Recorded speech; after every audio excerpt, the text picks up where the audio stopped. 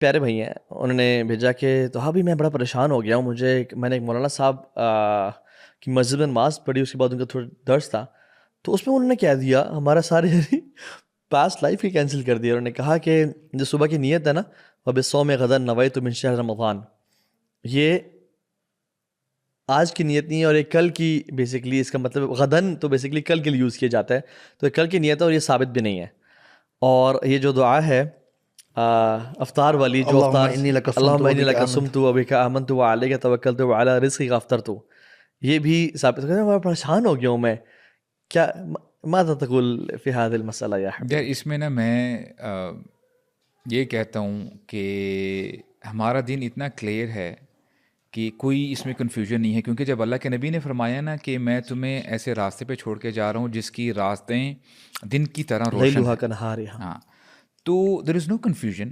ہاں، پرابلم یہ ہو سکتی ہے کہ ہم کبھی کبھار اتنے بیزی ہو جائیں، یا ہم نے کبھی سوچا ہی نہیں کہ یار دین کو تھوڑا سا سیریسلی لیں، اور جو اوتھینٹیکیشن ہے، چاہے وہ احادیث ہیں چاہے وہ دعائیں ہیں، ہم دیکھیں تو صحیح کہ اللہ کے نبی واقعی کیا فرما رہے ہیں. تو یہ ایک لٹمس ٹیسٹ ہے. دیکھیں یہاں پہ آج ہم بھی بیٹھے ہیں، یا باہر کوئی بھی بندہ اپنے آپ کو مولوی سمجھے یا جو مرضی اپنا اٹائر بنا لے، اگر اس کی بات قرآن اور سنت سے نہیں ثابت تو اس کو ہم نے نہیں ماننا، سمپل ایز دیٹ. اور جو ہمارے ائمہ کرام ہیں انہوں نے بھی یہی کہا، ہم نے اپنی انڈرسٹینڈنگ کے مطابق، فقہ کے مطابق ہم نے بات آگے سامنے پریزنٹ کر دی ہے. اگر تمہیں لگے کہ یہ ہماری بات میچ نہیں کرتی قرآن و سنت سے تو اس کو سائڈ پہ کر دو. تو مجھے ایٹ لیسٹ میرے لمیٹڈ نالج کے حد تک کہ جو دو دعائیں آپ نے پڑھی ہیں، تو مجھے نہیں ملا کہ اس میں کوئی اوتھینٹیکیشن ہے. ہاں ظہف ہے اس میں، اور اس میں پھر وہی بات آ جاتی ہے کہ اگر اوتھینٹک نریشنز ہمیں پتہ ہیں کہ جب بندہ روزہ افطار کرتا ہے تو اس کی بھی دعا ہمیں پتہ ہے، ذهب الظمأ وابتلت العروق وثبت الاجر ان شاء اللہ. تو بندہ یہ دعا پڑھے، اس میں ایک تو اس کو اجر بھی ملے گا، پلس دعائیں پڑھنا یہ عبادت کا حصہ بھی ہے الحمدللہ، یعنی یو آر ورشپنگ اللہ. اور جب ہم کہتے ہیں نا کہ اپنی زبانوں کو تر رکھو اللہ تعالیٰ کے ذکر سے، یہی تو اللہ تعالیٰ کا ذکر ہے. میننگ کبھی بھی کوئی بھی اوکیزن آ جائے، آپ گھر میں داخل ہو رہے ہو، آپ دعا پڑھ لو، یہ آپ کا اللہ تعالیٰ کا ذکر ہے. سو یہ پاکستانی جو ہمارا اصل میں سبحان اللہ ہوتا یہ ہے کہ جب اصل قرآن و حدیث کا نالج نہیں ہوتا نا، پھر بدعت ٹیکس پلیس. لیکن یہ سبحان اللہ یہ ہمارے ٹی وی پہ باقاعدہ چلائی جاتی تھی. اگر نیشنل ٹی وی پہ ایک چیز آ رہی ہے نا تو ازیوم یہ کیا جاتا ہے کہ یہ اوتھینٹیکیٹڈ ہی ہوگی، ایک چیز آ رہی ہوگی. لیکن آپ نے ان بھائی کو ویسے کیا جواب دیا کہ ان کے روزے سارے کینسل؟ اب نہیں روزہ تو بالکل کوئی رمضان سب ضائع ہو گیا. میں نے انہیں کہا کہ روزہ تو بالکل کینسل نہیں ہے، بٹ یہ ہے کہ دیکھیں جب بھی یہ ہوتا ہے کہ جب بھی انوویشنز آتی ہیں نا، یا ایسی چیزیں جو ضعیف ہیں تو سنت چلی جاتی ہے، سنت آتی ہے تو وہ پھر انوویشنز چلی جاتی ہیں. یہ دعا ثابت نہیں ہے، ٹھیک ہو گیا. اور پھر انہوں نے ان کا اس میں سوال تھا کہ تو بھی اگر میں یہ نہ پڑھوں تو پھر کیا پڑھوں؟ تو میں نے انہیں کہا کہ یار نیت جو ہے نا وہ دل کے ارادے کا نام ہے. ہر نیکی کے لیے، ہر نیکی کے عمل کے لیے نیت کرنا ضروری ہے. نماز کے وقت بھی نماز کے وقت بھی یعنی زبان سے جو نیت کا اقرار کر رہے ہوتے ہیں، 4 رکعت نماز فرض، وقت نماز ظہر، پیچھے امام صاحب کے، دائیں طرف شکور، بائیں طرف سلیم، منہ میں کعبہ کی طرف.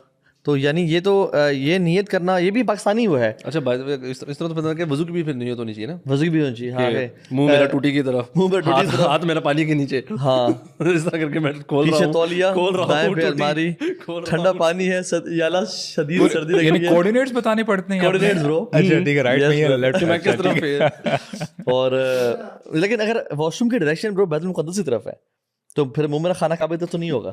وہ آپ نے نہیں چاہتا بول رہا ہوں پھر نہ بول رہا ہوں وضو کے لیے تو ضروری نہیں ہونا. تو یعنی یہ جو باتیں ہیں نا یہ ہمارا اچھا اگر نیت واقعی میں اگر عربی میں نماز کی ہے تو اللہ کی میں کیا عربی کے الفاظ بولے کہیں پہ نہیں آتا. سو نیت دل کے ارادے کا نام ہے. اور سحری کرنے کے لیے آپ کا بس نیت ہو کہ میں روزہ رکھ رہا ہوں، دیٹس اٹ، ٹھیک ہو گیا. آپ کی نیت ہو چکی ہے، آپ یو ڈونٹ ہیو ٹو سے اینی ورڈز، ٹھیک ہو گیا. دوسری بات یہ ہے کہ جو افطاری کی دعا ہے اللہم انی لک صمت و بک آمنت، یہ بھی ضعیف ہے.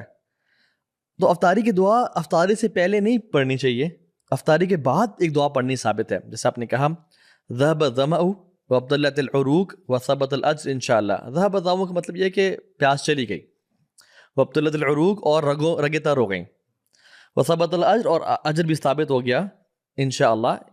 ان شاء اللہ کیا مطلب ہوگا؟ اللہ نے چاہا، ٹھیک ہو گیا. تو don't waste Ramzan by acting upon ایسی چیزیں جو کہ سنت ثابت نہیں ہیں. So I think let's talk about this topic today. اچھا اس میں نا دیکھیں علماء نے نا بڑا کلام کیا ہے. اب آپ امیجن کریں کہ شیطان کے بارے میں آتا ہے کہ جب بندہ برائی کر رہا ہوتا ہے نا شیطان کو خوشی ہوتی ہے لیکن انسان کو ساتھ ساتھ نا کھٹکا لگا رہتا ہے کہ میں نے دیکھو یہ کام غلط کیا ہے. جب بندہ کوئی ایسا کام کر رہا ہوتا ہے اور ہو سکتا ہے کہ بندہ کام اس لیے کر رہا ہے شاید اس کے پیرنٹس نے کیا ہو یا اس کے جو امام صاحب ہیں جہاں پہ مسجد جہاں پہ جاتا ہے وہاں پہ کوئی ایسی ویسی بات کہی گئی یا کوئی ایسا ریلیجیس اسکالر ہے سو ٹو سے میننگ جو اٹائر ہے جس کا ایز اے اسکالر لیکن وہ کوئی ایسی بات کہتا ہے جو کہ دین سے میچ ہی نہیں کرتی اور یہ اس کو نیکی سمجھ کے کرتا رہتا ہے. اچھا شیطان کو یہ چیزیں زیادہ پسند ہیں وہ اس لیے کیونکہ یہ بندہ توبہ کی طرف آئے گا ہی نہیں کیونکہ یہ اس کو گناہ سمجھتا ہی نہیں ہے. یعنی بندہ جب کسی گناہ کو گناہ سمجھ نہیں رہا نیکی کی نیت سے کر رہا ہے تو پھر ریپینٹ کہاں سے کرے گا وہ. تو شیطان کو ایسے اعمال زیادہ محبوب ہیں. یہ کہتے ہیں نا کہ شیطان کو گناہوں سے زیادہ پسند بدعات ہیں کیونکہ گناہوں پہ تو انسان توبہ کر لیتا ہے. تو اس نے اسٹیجز بیان کیے نا, شرک سب سے پہلی ہے, پھر کفر ہے, پھر کبیرہ گناہ ہے, لیکن پھر ایسے یہ انوویشنز ہیں جو کہ شیطان ان کو انوالو کرتا ہے. اسی لیے تو اللہ کے نبی صلی اللہ علیہ وسلم نے فرمایا نا کل بدعت ضلالہ. یس, تمام بدعات جو ہے نا وہ گمراہی ہیں, وہ کل ضلالۃ فی النار, اور وہ ایونچولی وہ گمراہیاں جو ہے نا وہ آگ میں جائیں گی. تو یہ ایگزیکٹلی یہ بڑی پروفاؤنڈ چیز ہے.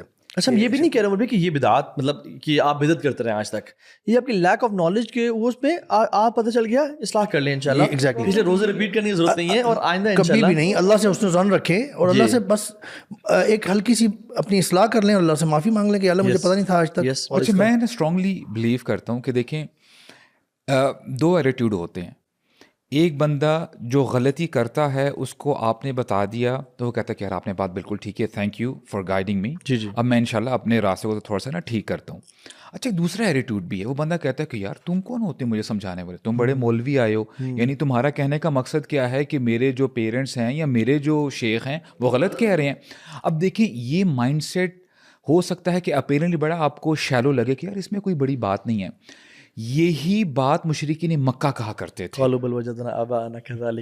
قرآن میں اللہ نے مینشن کیا کئی دفعہ ان کی باتیں. صرف مشرکین مکہ نہیں, اللہ تعالیٰ نے ہمیں بتایا ہے کہ جب بھی کوئی نبی کوئی اصلاح کرنے والا ہم نے کسی بستی کی طرف بھیجا سب لوگوں نے یہی کہا کہ ہم نے اپنے باپ دادا کو ایک طریقے پہ پایا ہے, ہم ویسے ہی چلتے رہیں گے, ہم تمہاری بات نہیں سنیں گے. اور دیکھیں ہم اس ساری زندگی دعائیں پڑھتے رہے ہیں اب سوم غدن اور یہ ساری دعائیں. جس دن پتہ چل گیا ہم نے کہا اچھا الحمدللہ یہ تو خوشی کی بات ہے کہ آپ کو بہتر طریقے مل گیا اللہ کو پریز کرنے کا.